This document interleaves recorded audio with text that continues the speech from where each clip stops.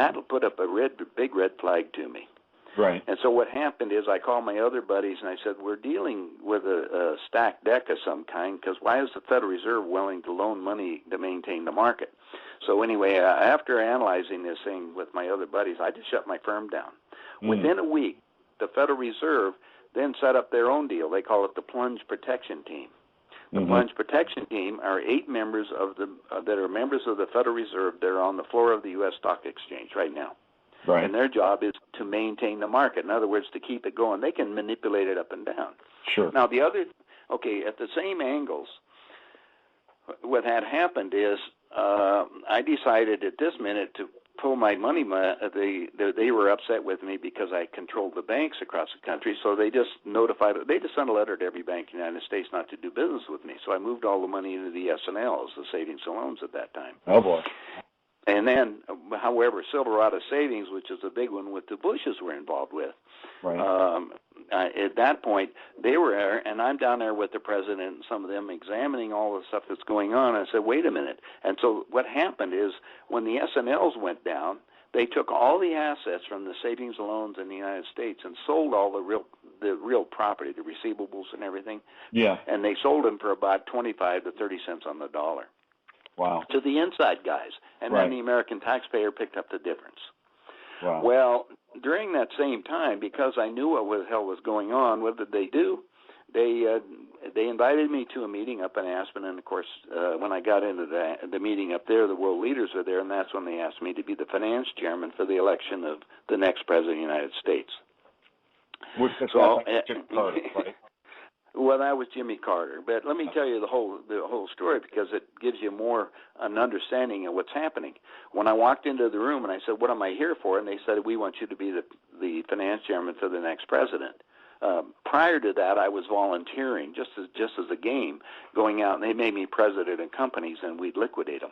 So they always need a figurehead. You see, that's kind of like what Washington is. You need a figurehead out there, and they're all being controlled. Right. Well, anyway, of course, my question was, who's going to be the next president? And they said, Jimmy Carter. And I said, Jimmy who? And they said, well, he's the Democratic governor of Georgia. And I said, but I've been voting Republican. And Paul Volcker walks over and says, son, don't worry about it. We control them both.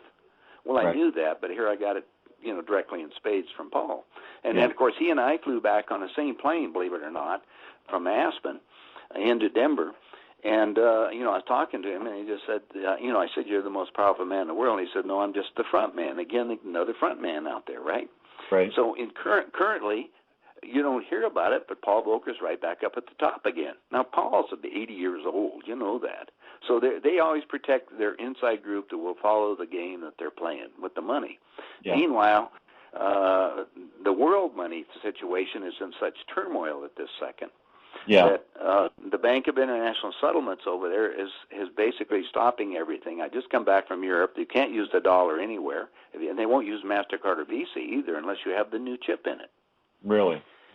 Yeah, well, that's planned. Under the new FEMA rules, you probably heard this week that FEMA now is actually looking for people willing to be volunteers to come in to man the FEMA camps. Now, that's this week. Now, this is this is where we really enter into the real-time madness with what's going on with Europe financially and SB 1867 and the FEMA camps. This is a great point of departure. So they've just opened this up. They're actually also looking for long-term employment in these things. What more can you tell us about that, George? Well, 10 years ago, I was asked if I would build. I had a contract to build an enemy prisoner war camp in downtown Las Vegas. Uh-huh. And I have a copy of the contract. I actually printed it. Again, your listeners I can get a copy to them. Anyway, what it says on the thing, it says enemy, and I said, wait a minute, who is the enemy? And then I started talking to the FEMA people, and they were telling me what's coming up. In case of a national emergency, this is what will occur. People will have to go to the post office and register, and at that time, the post office will get all of their necessary information that they get from you, and you're going to get the new debit card. Now, the new debit card is going to be your money card. That'll be your ID card. It'll have your picture. It'll have all your medical records and everything else. It's similar to the one that's already in force in Europe. Uh-huh. In other words, You pull it up, and all of a sudden everything comes up. They'll be able to identify you. Now, my CIA friends, the three-letter agency, we were talking about it because the card has a chip in it, and we were talking about putting chips in people, biblically or whatever they're talking about doing. Yeah. But they're not going to do that because there are going to be too many people dead in the streets. Well, the Plan 2000, the Jimmy Carter put in, and I sat in a couple of meetings on that. The Plan 2000, as Kissinger says, the number one problem on the planet is we have too many people. Right. So what they have set up to get a war started in the Middle East in the year 2000. Why do you think the Bushes at all were bombing the hell out of the Middle East in the year 2000? Yeah. That's to get World War III started. Yeah. Well, right, they're way behind schedule, obviously. We're on top of it. They wanted to have their program done by the year 2012. Well, that's next year. Right. Well, there's going to be have to be a lot of stuff done. I don't think they're going to be accomplishing it during the period of time they have, but they certainly get in the United States to the position where we're going to be rounded up, and you're going to see the total collapse of our economic system. Well, let's take a step back and let's talk about Europe for a second, because there's a lot happening there. We've basically seen two military juntas take place in Greece and Italy, having their quote-unquote leadership deposed, and now you've got a leadership that is essentially agreeing to every line item of the austerity measures that are being presented without any sort of pushback. So we're seeing now Europe being reshaped before our very eyes. Merkel comes forward with Sarkozy and essentially says, hey, let's put all of our currencies together. No more sovereign banking, no more sovereign debt. Let's link our currency and have one major currency. Of course, Wall Street theoretically does, cartwheels. Market goes up today. Where are we now with all that, George? And besides having the card with the chip, what does this mean for Europe and the United States geopolitically? Well, what it really means is they're collapsing over there too. Everywhere I went. When I went over to the McDonald's, for instance, it was $18 for a McDonald's, and they charge you extra for the ketchup. Wow. All of Europe is in such financial upside down. To the UK, and of course Germany has the power because they're a big industrial community. The rest of the countries are just been living off of the laurels of it. But the trouble is with the economy that's happened. You get ready. The plan. The only thing that they have left right now is to get the war started in the Middle East. You're probably aware that Israel right now, all the citizens over there are practicing daily right now for nighttime renewal, going into their house and stuff. But I'm looking for to get a war started. And when they're going to get this plan to get all of Europe united on some new currency, that's kind of like the Federal Reserve, a new currency we're going to use. Right. The United States, we're not going to. They printed the new currency in the United States, but they're not distributing it. Right. What they're doing is they're getting ready because 94% of all the money is all digits, so they're going to give everybody this debit card. I don't see them issuing the money very quickly. Right. Because it's just not going to be there. It costs them 3 cents to make a penny, just to give you an idea. It's crazy in the world, but people out here are so asleep in the United States. The plan, of course, is to reduce the population in the United States down to less than 20 million. And that's the estimates that they had. Yeah. Well, that's part of, what the global, the Georgia Guidestone said, down to 500 million on the entire planet. Right. Well, I don't see the Middle East, I don't see Europe staying together at all. I see, just like us, do you think we're going to pass any of these bills or austerity things that they have by the end of the year? I think Congress is going to quit next week and go home for Christmas. Right. And that'll put more people out of work. Well, they're already out of work, but they've been drawing on some kind of unemployment benefits. Well, they won't get those anymore. Meanwhile, Social Security is in the general fund, and that's all borrowed out, and it's upside down. Right. And the only people buying the our federal bonds right now is the Federal Reserve itself. In other words, it's advancing more debt. Right.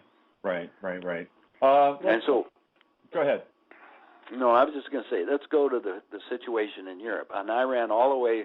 I was in 5 countries, and everywhere we looked at the same thing. Belgium is okay because it's kind of the center up there, but it's tremendously expensive. It's just unbelievable how they can even exist compared to what we have over here. We got a freebie deal going on at this minute.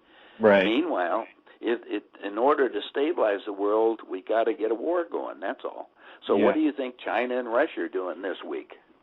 They're mobilizing. That's exactly right. They put it all down in big time. In fact, they've announced that if we go, China will not hesitate to protect Iran even with a third world war. Right. I've read that. So let's just break down some of the hot spots. We've got Iran, which I think is it's a significant Rubicon. Syria is another hot spot, a less significant Rubicon, but very, very strategic in terms of its postal access, relationship to Turkey, flyover space for refueling, all that stuff. And then you've got some interesting things happening in North Africa, specifically in the Sudan, which is, you've got Northern Sudan and Southern Sudan, the United States recognizing Southern Sudan, Chinese heavily vested in Sudan infrastructure. Where do you think the hot spot is really going to ignite and take off? Well, it has to be Israel because that was the plan. Yeah. I'm not saying, and I think the plan is to hit Israel. I could say all bets are off when the bomb hits Israel. Now, Okay. Understand Israel's got 3 million people. There's not a lot of them there. Right. But the problem is that the game, that was the original program to get it started, and that will begin World War III because at that point Israel's going to hit into Iran, which is loaded with nuclear anyway from China, Russia and China. That's right. I mean, Russia was running the Ramallah oil field in Iraq, and they provided all the nuclear stuff for Iraq when they were up there. You can't tell me that these countries that have the nuclear stuff are just going to sit back. Now, we have to understand that they're having troubles in Russia also, but they have a tremendous military capability. And when I was in Beijing with the leaders over there, and the military told me, look, it's 5,000 years, it's our turn to run the world. Wow. Interesting. You just and I'm sitting there, okay. And they told Obama, they said, you don't know how many nuclear bombs we have. And, of course, you've read about that submarine that they tried to identify that just practiced with a missile out of Los Angeles on up there. Right. And they see Chinese submarines on the East Coast. Well, there's Russian ones on both coasts, too. Right. Their Russian submarines are 2 football fields in length, 5 stories tall. They go 80 miles an hour underneath the water. With their stealth technology, they're undetected. And their targets are all the major cities on both coasts. So there is a school of thought, George, that says, well, they're all in on the game together, and they're all doing this, kind of shadow play, and it's all being acted out, for our benefit. And really, there's just a lot of dirty handshake deals going on, saying we're going to play the bad guy this time. Let's just go ahead and make this happen. Meanwhile, we'll secure everybody that's important in strategic deep underground military bunkers, and then we'll let this play out. Is that really the case, or is there a global enmity?